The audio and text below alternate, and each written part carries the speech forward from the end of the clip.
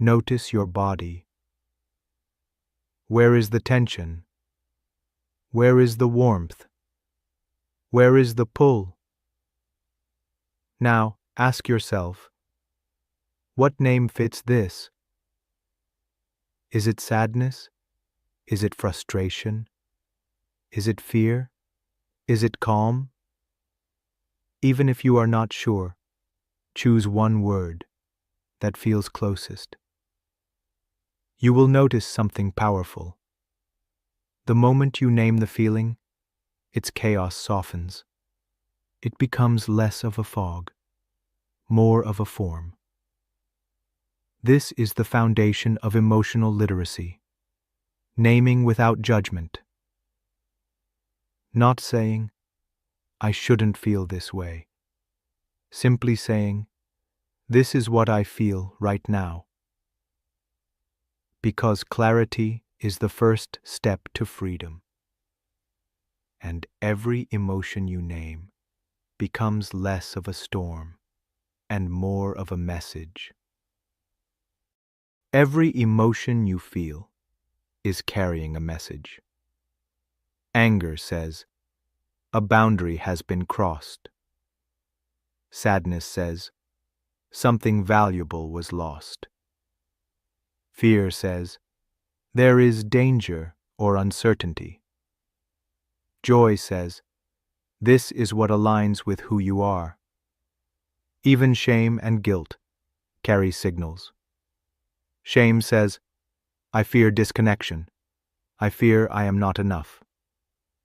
Guilt says, my actions do not match my values. When you ignore emotions, you miss the message.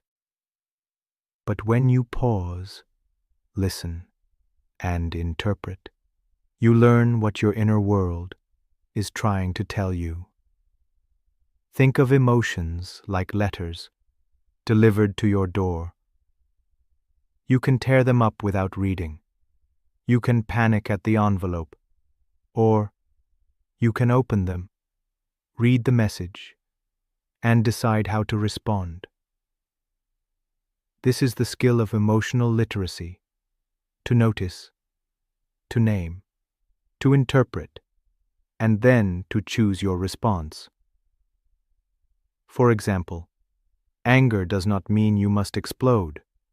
It means you must look at your boundaries. Sadness does not mean you must collapse. It means you must honor the loss and allow comfort. Fear does not mean you must freeze forever. It means you must assess, prepare, and then move carefully. Every emotion is a messenger. None are mistakes.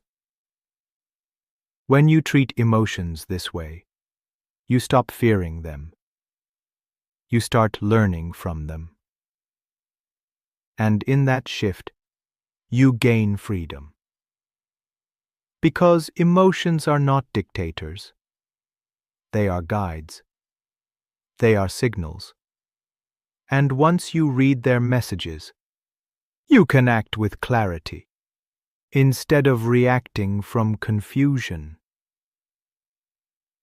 One of the most common mistakes is confusing what you feel with who you are. You feel anxious, and the mind whispers, I am anxious. You feel lonely, and suddenly it becomes, I am unlovable. You feel sad, and the thought arrives, I am broken. But hear this carefully. Feelings are temporary. They move like weather. Identity is the sky itself. It remains. It holds every passing storm. When you confuse feeling with identity, you make the storm permanent. But when you say, I feel anxious right now, you remember the truth. It is passing through. It is not the whole of you. This is why language matters. Say, I feel, not, I am. I feel angry, not, I am anger. I feel afraid, not, I am fear. This shift creates distance. It reminds you that emotions are guests, not rulers. Guests arrive. Guests stay for a time, and guests leave. Even when emotions feel overwhelming, when they seem endless, they are still moving. And you, the one who notices them, are bigger than any single feeling. So practice this with care. Next time the storm rises, pause, breathe, and remind yourself, this is a feeling, not my identity. In that moment, the storm softens, not because it disappears, but because you remember. You are the sky, not the passing weather.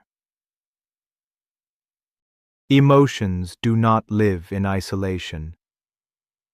They are shaped by culture.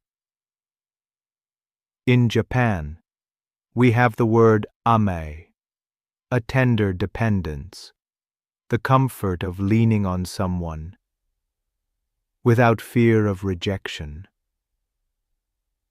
There is no exact English word for this. In Portuguese, there is saudade, a bitter-sweet longing, missing something deeply loved, mixed with gratitude that it existed at all. In German, there is Schadenfreude, the complicated pleasure in seeing someone stumble. Each culture gives names to experiences that might otherwise remain vague. And these names shape how people recognize, allow, and respond to feelings. So, what does this mean for you? It means emotional literacy grows when you expand your vocabulary. Sometimes English offers you only sad, but sadness can mean grief, loneliness, nostalgia, disappointment, emptiness. Each word carries nuance. Each nuance leads to clarity. The more precise your words, the more accurate your self-understanding. So begin collecting words. Borrow from other cultures. Notice the phrases your community uses. Notice the feelings that have no name yet, and describe them in your own way. Because every time you find a word that matches your inner world, you bring light into what was once shadow. And light gives you power, the power to work with emotion, to express it clearly, to invite others to understand. This is the gift of cultural lessons. They remind us that emotions are not weakness. They are human, universal, shared across languages, expressed through many names. And the more names you learn, the more fluent you become in the language of your own heart. Many people believe they must choose between two paths: be logical or be emotional. Logic is praised as strength. Emotion is dismissed as weakness. But this is a false choice. Logic without emotion becomes cold calculation, unable to connect. Emotion without logic becomes chaos, pulled in every direction. Neither extreme sustains a healthy life. Neither extreme sustains a healthy relationship. Balance is where strength lives. Think of logic and emotion as two voices in the same room. Emotion says, "This matters to me." Logic says, "Here is the best way forward." When you silence one voice, you lose clarity. But when you let both speak, you gain wisdom. For example, anger may rise. Emotion tells you, a boundary was crossed. Logic helps you decide, how can I address this without harm? Or sadness appears. Emotion tells you, I lost something valuable. Logic helps you ask, how can I honor this loss and still move forward? The integration of logic and emotion is not a tug of war. It is a partnership. And the practice of emotional literacy is learning how to listen to both. So, next time you face a decision, pause. Ask yourself two questions. What do I feel? What do I know? When you hold both answers together, you create direction that is wise, steady, and whole. That is balance. That is strength. That is the integration of mind and heart. Many people believe suppression is control.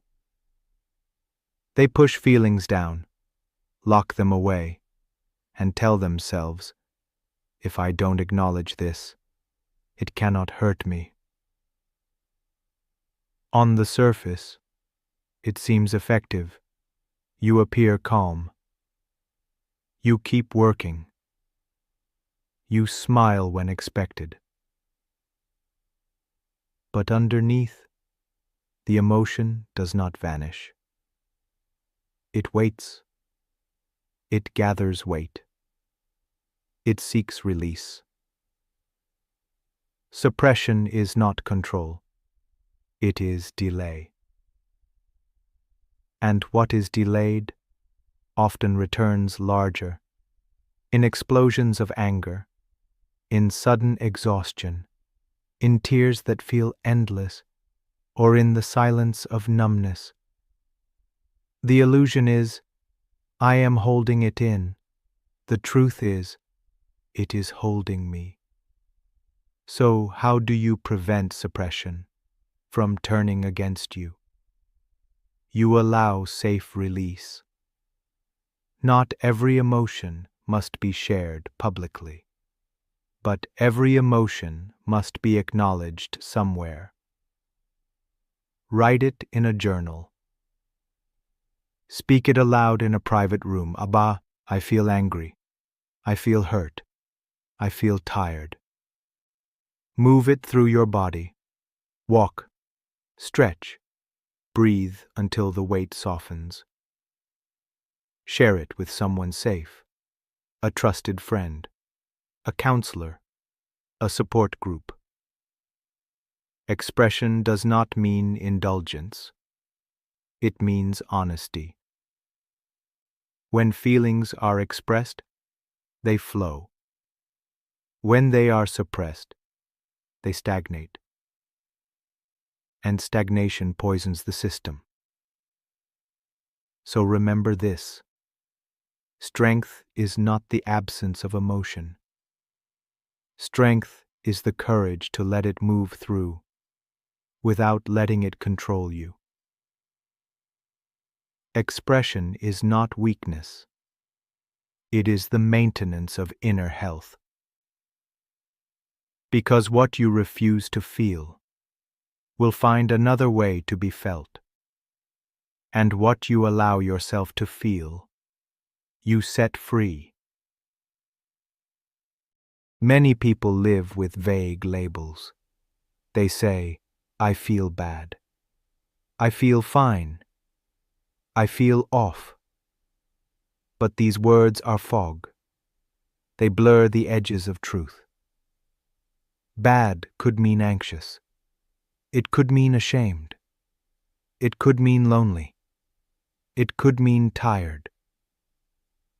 When you leave feelings vague, you leave yourself powerless. But when you become precise, when you say, I feel disappointed, I feel rejected, I feel hopeful, I feel relieved. Suddenly, the fog clears. The emotion becomes workable. You know what it is. You know what it asks of you. Precision is the beginning of healing. So how do you build vocabulary? Begin with simple lists. Look beyond happy and sad. Add words like content, joyful, peaceful. Add words like grief, despair, emptiness. Notice how each one feels different in the body. Next, borrow from other languages and cultures. Saudade, amai, Sehnsucht. Words that open new windows into feelings you have known, but never named. Finally, practice daily check-ins. Ask yourself, what am I feeling right now? Write down 3 words.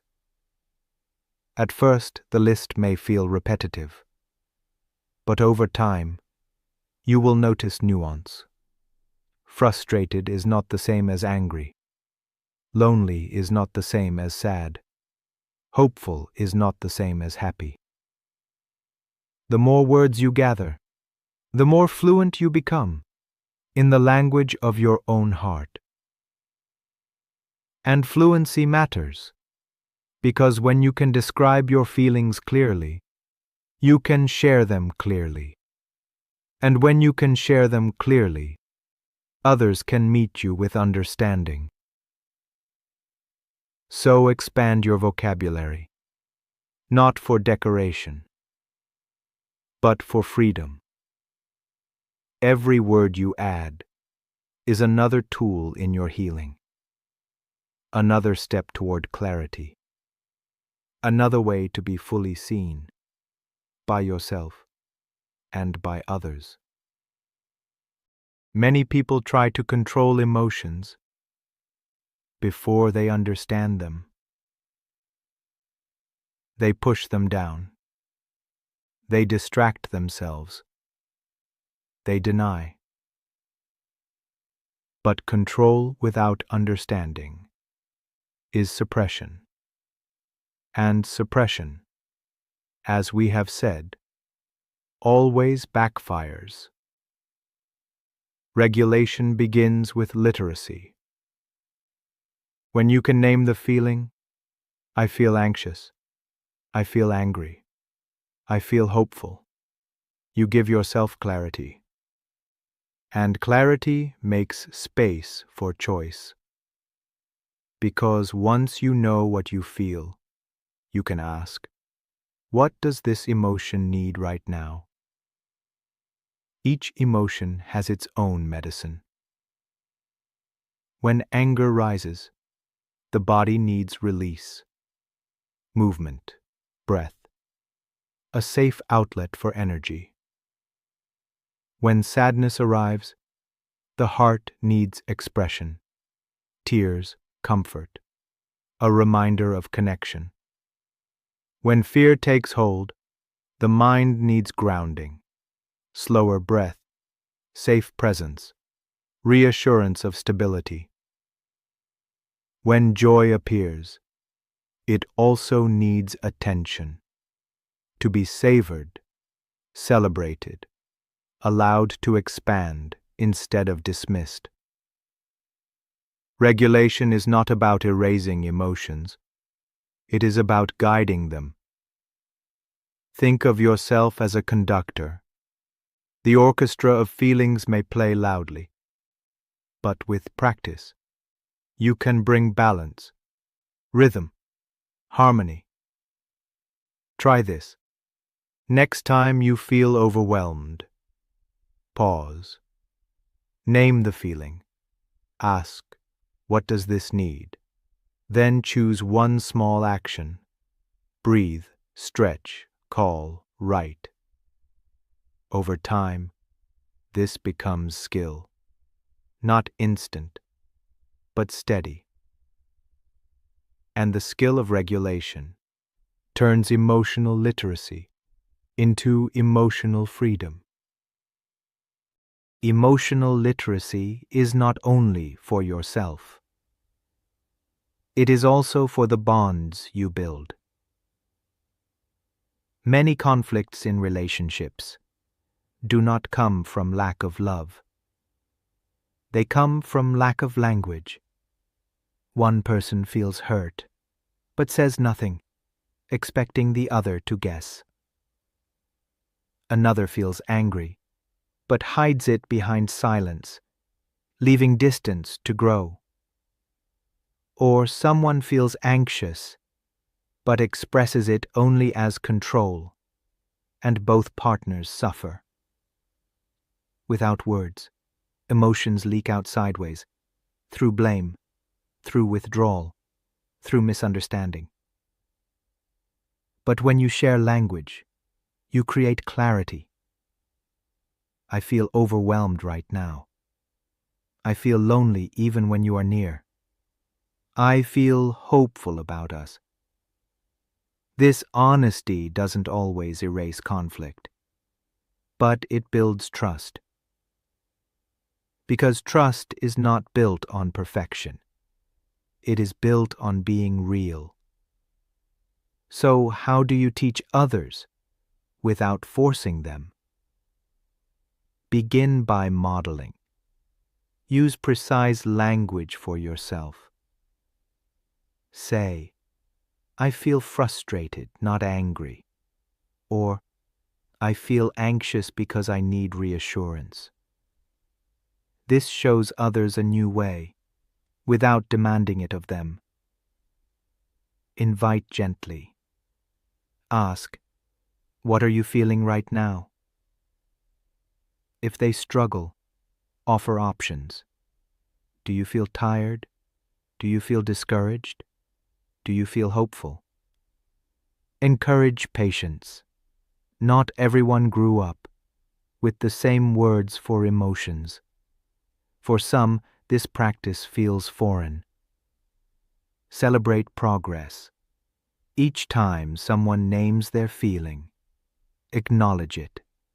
Say, thank you for sharing that. Because the goal is not perfect vocabulary. The goal is connection.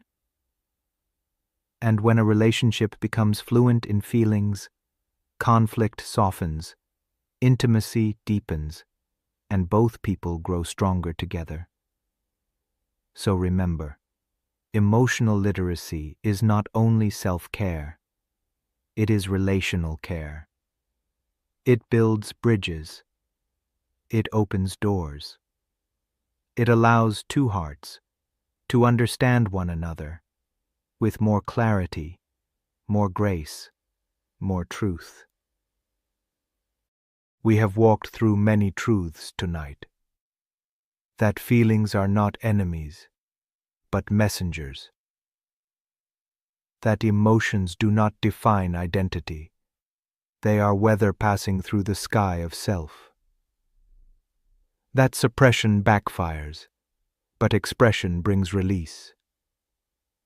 That language shapes clarity.